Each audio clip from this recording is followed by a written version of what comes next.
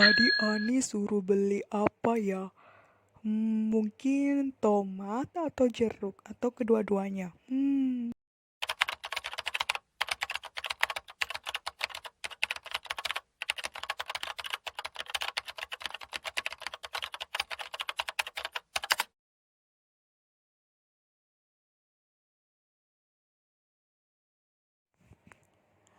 Tomat dan jeruk adalah buah yang paling sering kita jumpai di mana-mana dan paling mudah ditemukan.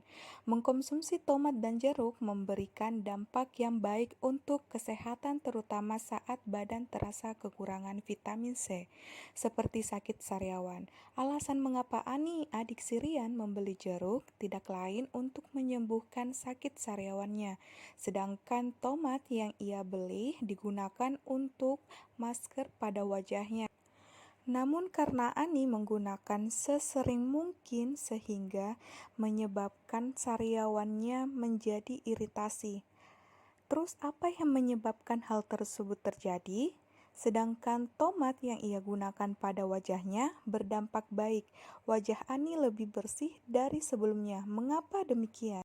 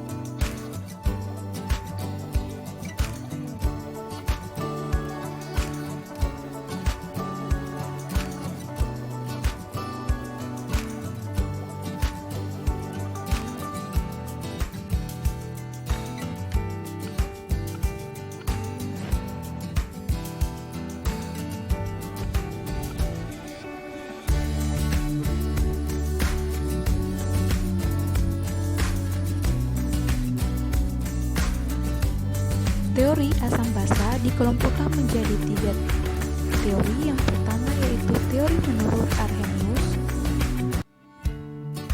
dan yang kedua teori menurut Bronsted-Lowry,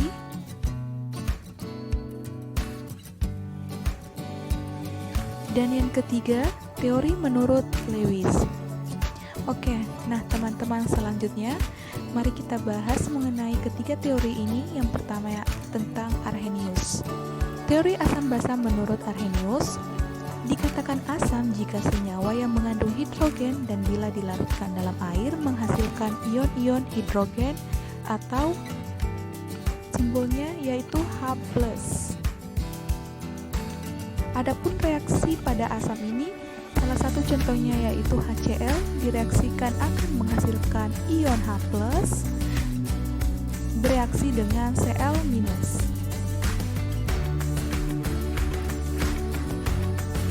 Selanjutnya, dalam teori Arrhenius ini dikatakan basa jika senyawa yang bila dilarutkan dalam air menghasilkan ion-ion hidroksida atau OH-.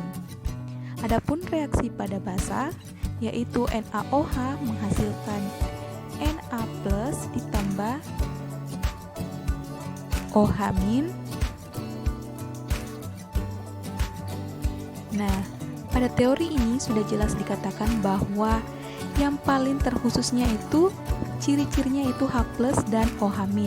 Adapun kelemahan teori dari ini teman-teman yaitu hanya terbatas pada pelarut air.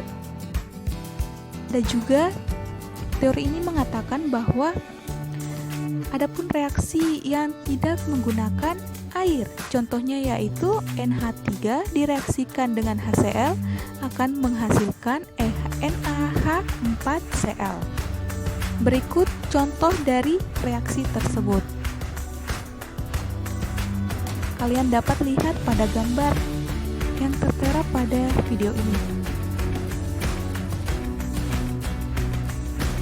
Nah, HCl ini bersifat asam, sedangkan NH3 bersifat basa.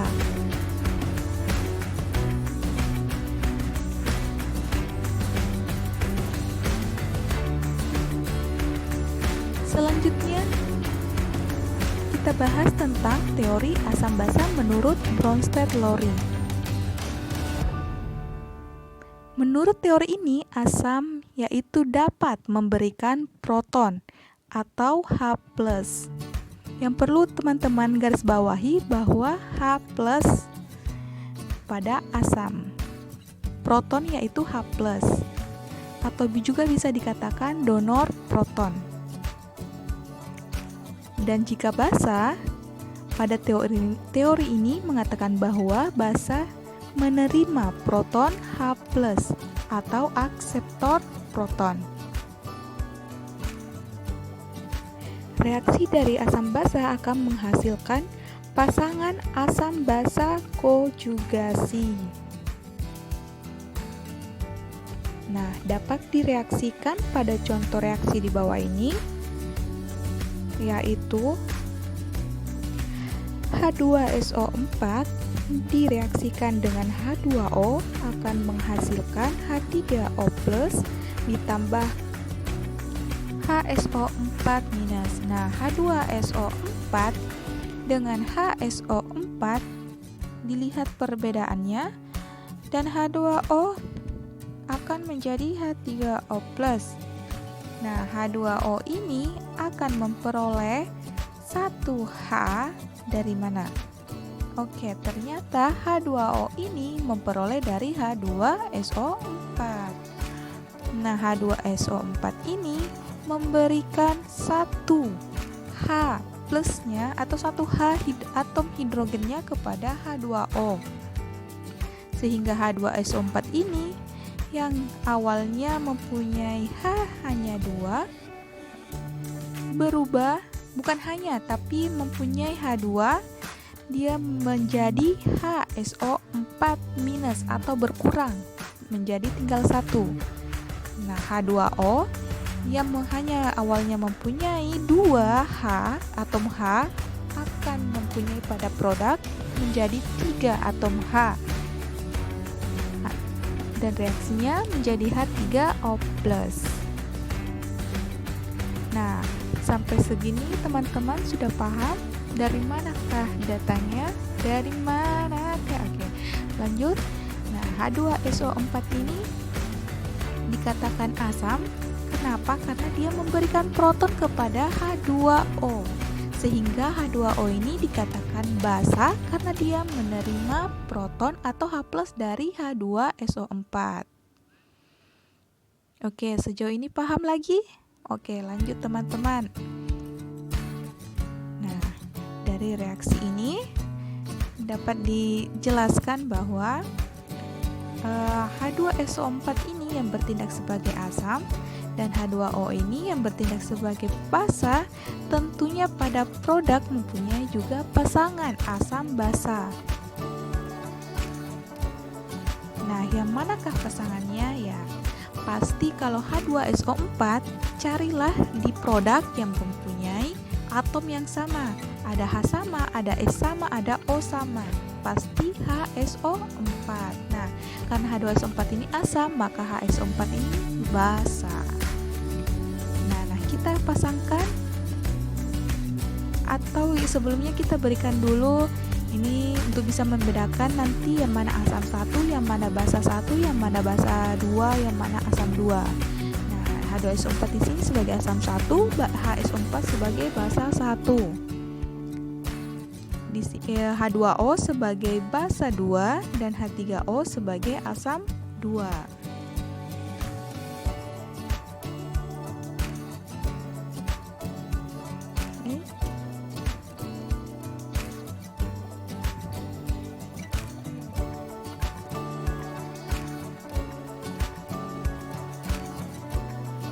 Oke, karena sudah dipasang-pasangkan, kita tinggal tarik garis di sini. H2SO4 dengan HSO4-, asam 1 dengan basa 1, dapat dikatakan bahwa mereka ini sebagai asam basa konjugasi. Nah, begitupun dengan pasangan H2O dengan H3O, dikatakan juga sebagai pasangan asam basa konjugasi.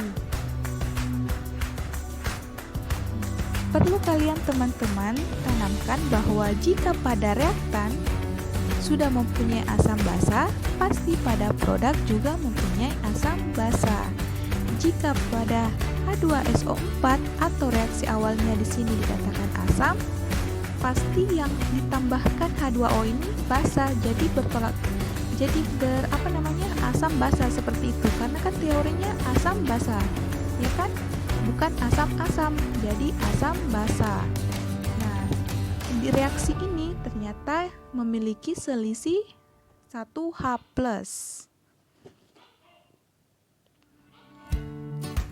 Oke, teman-teman. Oke, kita pindah ke contoh selanjutnya. Nah, teman-teman, saya berikan satu contoh lagi. Nah, di sini ada reaksi NH3 ditambah H2O menghasilkan NH4+ ditambah OH-. OH- penegasannya. Nah, oke, di sini kita dapat lihat bahwa NH3 atom H-nya punya 3 dan pada produk mempunyai 4. Jadi tentunya NH3 ini bertindak sebagai basa yang menerima 1 proton. Nah, dia menerima 1 proton dari H2O. Jadi NH3 yang mula-mulanya mempunyai hanya 3 menjadi H4 karena ditambahkan 1H dari H2O ini. Jadi tentunya H2O ini nanti dia sebagai asam, teman-teman. Oke, karena H2O ini sudah memberikan 1 hanya kepada NH3, maka pada produk O-nya tinggal 1 dan hanya tinggal 1. Oh iya, O-nya tetap 1, hanya yang tinggal 1. Oke, NH3 saya katakan tadi bahwa NH3 itu bertindak sebagai basa karena dia menerima proton dari H2O. Sedangkan H2O ini dia memberikan 1 hanya atau protonnya, jadi dia dikatakan asam.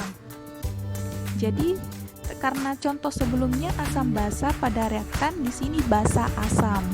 Tidak apa-apa teman, karena tergantung dari reaksinya. Oke, lanjut.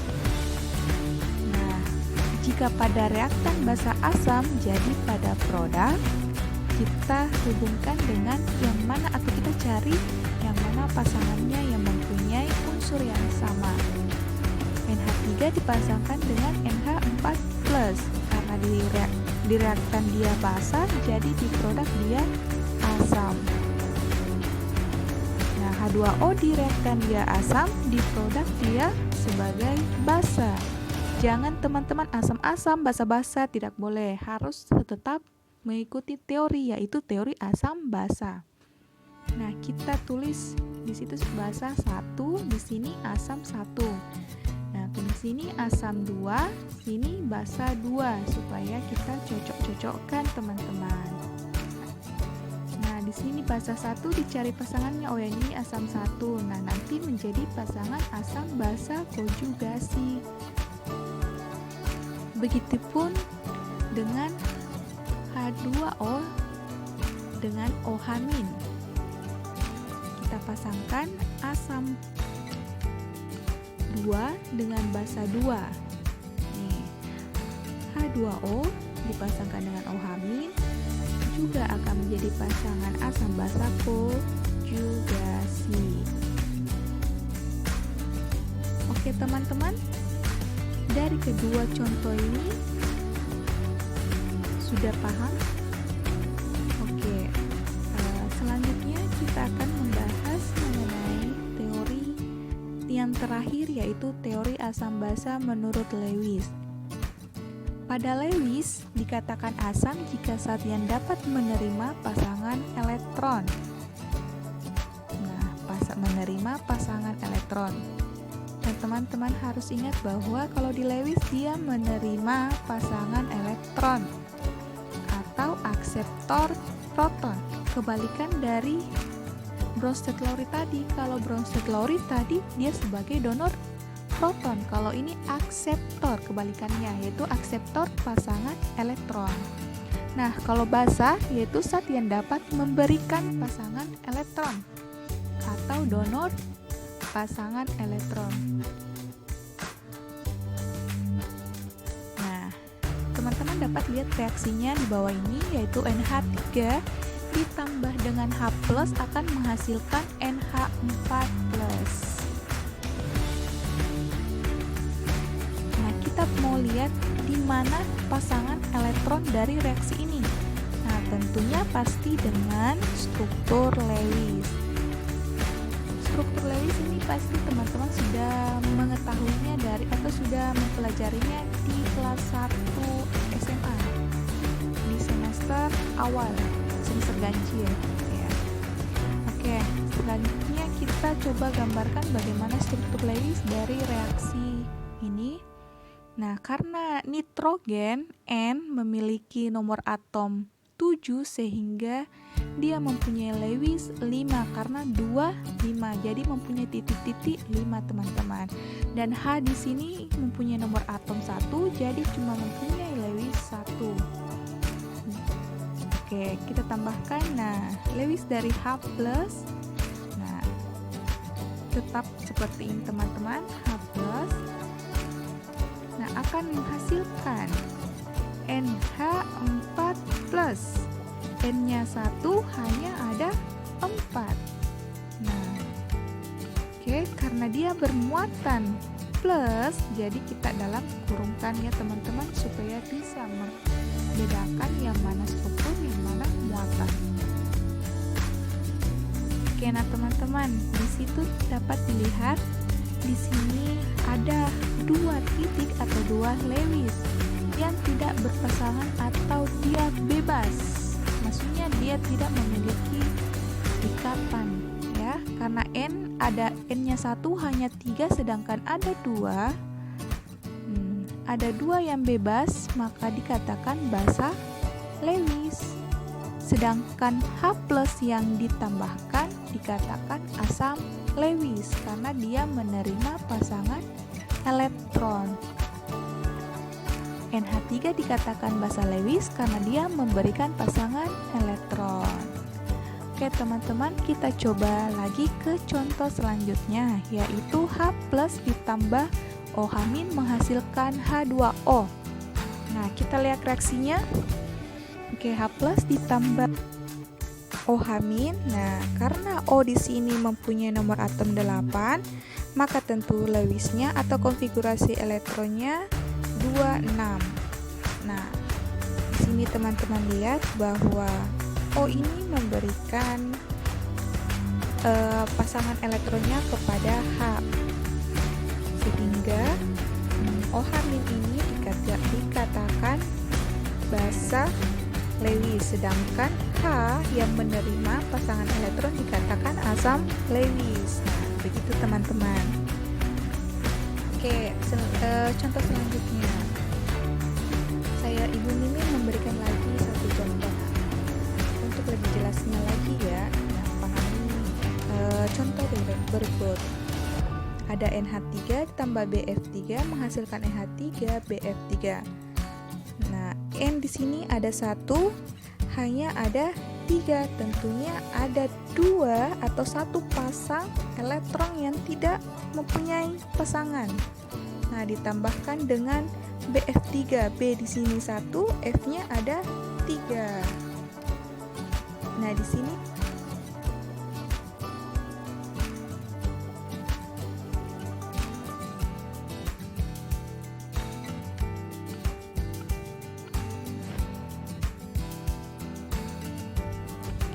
N ini mempunyai 1 pasangan elektron bebas lah, tidak mempunyai pasangan, jadi dia memberikan kepada BF3 sehingga mempunyai NH3 dan BF3 ini menghasilkan NH3BF3. Teman-teman dapat lihat struktur Lewisnya yang saya gambarkan. Nah, begini teman-teman. Oke. Sini ya, N-nya ada 3, N-nya ada 1, maaf, H-nya ada 3, B-nya ada 1, F-nya ada 3. Jadi saling berpasang-pasangan. Karena N ini memberikan 1 pasangan elektronnya kepada BF3, jadi NH3 dikatakan basa Lewis, sedangkan BF3 dikatakan asam Lewis karena dia menerima pasangan elektron. Oke teman-teman, sejauh ini teman-teman paham. Nah, selanjutnya kita akan menyimpulkan bagaimana teori asam basa pada pembelajaran hari ini. Nah, teori asam basa yang kalian tadi sebelumnya kalian pelajari yaitu memiliki 3 teori, yaitu Arrhenius, Bronsted Lowry, dan Lewis. Menurut Arrhenius dikatakan asam jika dia menghasilkan H+. Ingat teman-teman, H+. Jika basa, dia akan menghasilkan OH-. Ingat lagi, asam H+, basa OH-. Oke teman-teman. Nah, jika menurut Bronsted Lowry dikatakan asam jika dia sebagai donor H+ atau donor proton, dan dikatakan basa jika dia aseptor proton atau aseptor H+. Untuk Lewis, perbedaan dari bukan perbedaan ya teman-teman, tapi kebalikan dari Bronsted Lowry. Kalau di Bronsted Lowry donoria itu sebagai asam, sedangkan kalau di Lewis asam itu sebagai aseptor pasangan terus terakseptor. Kalau basa dia sebagai donor pasangan elektron. Jadi seperti kebalikan dari teori Bronsted Lowry ini teman-teman. Kalau di Bronsted dia donor, di Lewis dia